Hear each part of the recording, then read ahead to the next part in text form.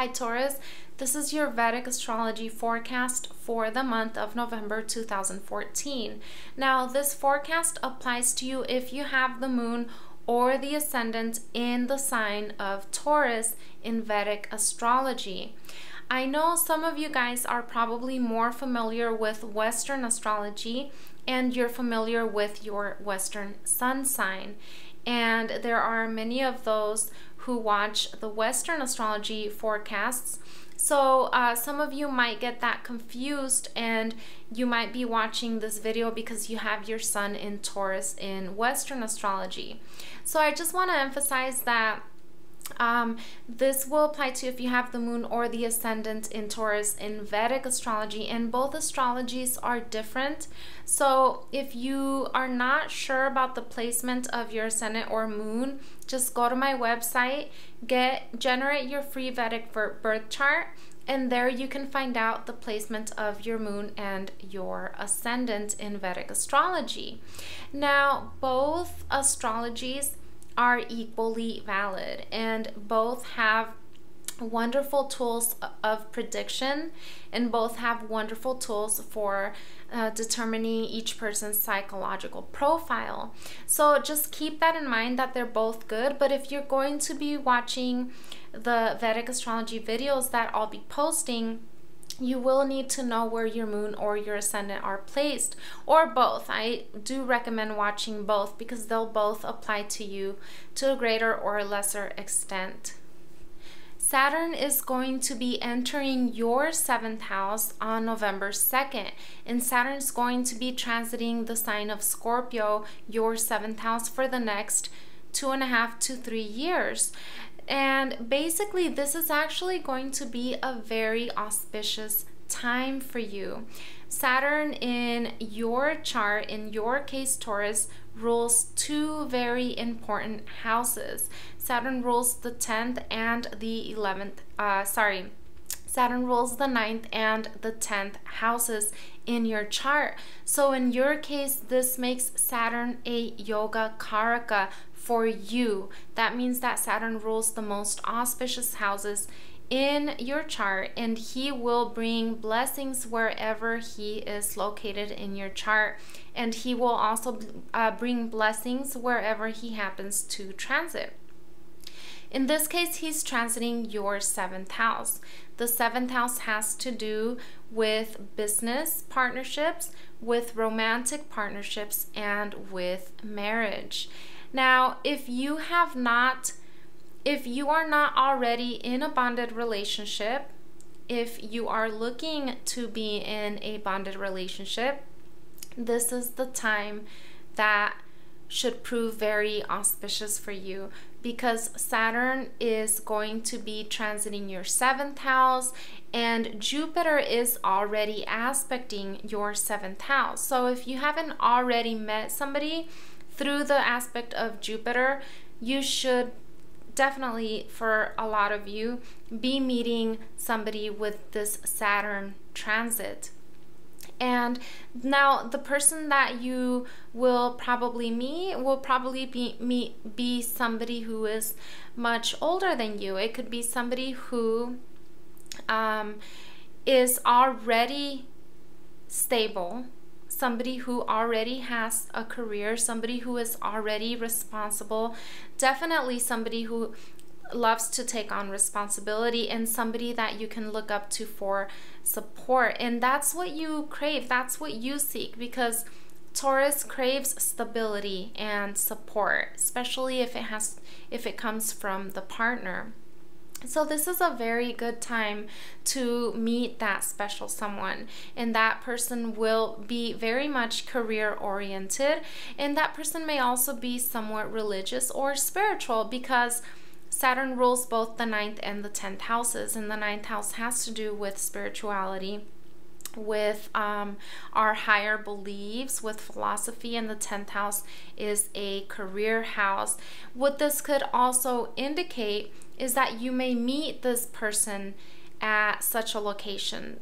For example, you may meet this person at work, at your place of employment, or you may meet this person at either a institution like a university, educational institution, or a spiritual institution. Saturn is also going to be aspecting your first house, and the first house represents you. It represents your personality, and it represents your individuality as well as your body. Now, I really, really love this aspect that Saturn is going to be throwing on your first house. It's wonderful. It's beautiful. Saturn rules 2 beautiful houses, very auspicious houses. This is going to be an excellent time for you. This transit of Saturn is going to elevate you. It's going to elevate your status. It's going to elevate you either in your work environment or in society in general. Saturn may bring some recognition, some form of recognition, either through your own efforts or through your career or your work environment. So I am really, really liking this energy, this transit. He's also going to be aspecting your 4th house. And the 4th house signifies the home environment. You might have the inclination to purchase a new home, to move into a new place, etc. This is going to be the time to do it. And actually, it's going to be even more auspicious to move when Jupiter enters the sign of Leo, and that's going to be after mid-2015. So, but the inclination, the propensity to do that will be starting now as soon as Saturn enters this sign of Scorpio in November. Saturn in this position is what is called Digbala, and Digbala stands for directional strength, because the 7th house has to do with the west part of our charts, and Saturn rules the west part of the sky. So Saturn becomes very, very strong in this position. It gains a very prominent role, and in your case it signifies the 9th house, the 10th house. The 9th house has to do, besides spirituality, it has to do with travel, with long distance travel. It has to do with higher education. So this could be a time where you might decide to travel. Saturn will also be aspecting your 9th house from this position, and the 9th house is ruled by Saturn himself because he rules the sign of Capricorn. And with this strength of Saturn being in the 7th house, aspecting the 9th house, there's going to be a lot of positive 9th house energy coming into your life during the next 2.5 to 3 years, especially because Saturn's aspecting your 1st house as well. So you might be seeing some traveling. Maybe it's business related, or it could just be for the simple pleasure of traveling to different places, to different countries, etc. And not only will you be traveling, but you will probably also be enhancing your own spirituality. You'll be enhancing your philosophical ideas, your intellectual, your spiritual nature. And this could also indicate if you're in school at this time, if you're studying a higher education, this is a wonderful time to complete that, especially if you're studying something higher, like if you're in school for a master's or for a PhD, etc. This is a wonderful time for you, and it will be, especially with Jupiter aspecting your 9th house at the same time, Saturn aspecting your 9th house, and your 9th house being strong, this could be the time to finish your studies before the end of the summer 2015, or it could be the inception of studies where you enroll in a school, in a college, any type of higher education. It will work out greatly to your benefit. Now, for the first half of the month, you're going to be having 3 planets in your 6th house in Libra. Sun is going to be there until November 16th. Venus is going to be there until November 11th, and Mercury is going to be entering there on the 4th of November, and Mercury will be there for most of the month. So for the first half of the month, there are 3 planets who are greatly going to be activating your 6th house. And 6th house has to do with daily work, with our competitors, with our eating habits, our healthy habits, etc. This is going to be a good time in the beginning of the month to continue that exercise program that you might have started, or to focus on finishing those projects at work.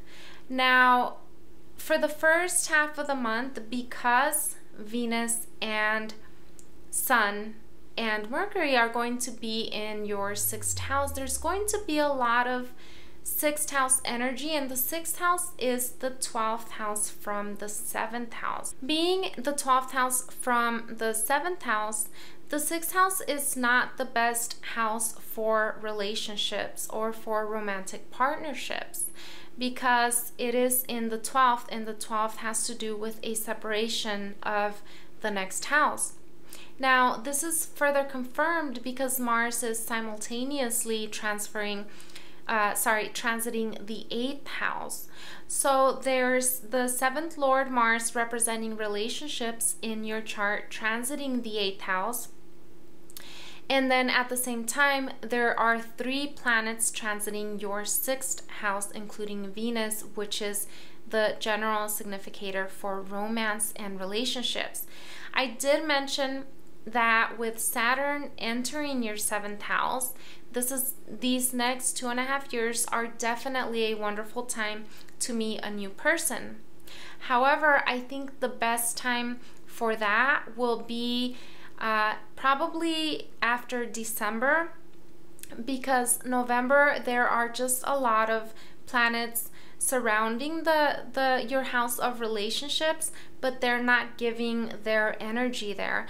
Now, Sun and Venus are going to be entering into this house after the 16th of November. So for the second month, you will have Venus there, you will have Sun there. But remember that Venus also rules the 6th house. He rules the sign of Libra. He rules the sign that has to do with competition. And being the ruler of competition placed in your 7th house of personal relationships is not ideal. Because yes, we do want to see that competition at work. We do want to compete against our enemies, against our adversaries, etc. But we don't want to bring that kind of energy into our relationships. So this is something that you might be seeing, maybe some competition in regards to relationship. The first half of the month, you may see maybe a lack of warmth from your partner if you are in a relationship. And if you're not, you might still feel a little bit like the person is not there yet. And then when the Venus and Sun move into the 7th house, there will be some energy entering there, but it won't be towards the auspiciousness of your relationships. Because at the same time, Mars will be transiting the 8th house, and the 8th house is more of a secret house. The 8th house is more of secrecy, secret partnerships.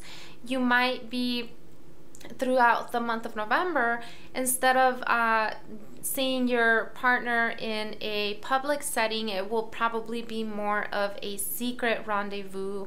And if you're not in a relationship yet, in a bonded relationship, then it might be a little bit difficult to meet someone during this time, or it might be a little bit challenging. But as soon as Mars leaves the sign of Sagittarius around the 26th or the 27th of November, then that will be a wonderful time. Actually, it'll be more than ideal, because now Saturn's going to be in the sign of Mars, which is Scorpio. Mars is going to be in Capricorn, exchanging signs in the 9th house. This is wonderful, wonderful for relationships. And I will be discussing that further in the next forecast, the one for December. But for now, I would stay away from trying to look for a relationship. If you're still on the dating scene, I would probably not put my hopes up too high yet. And if you already are in a bonded relationship, then just understand that there is a lot of energy surrounding the 7th house of relationships, but not really giving their support. So if you find yourself in a competitive, if you find yourself being competitive with your partner being competitive with you, or things like that, just wait it out, because after December, things will get a lot better for you guys.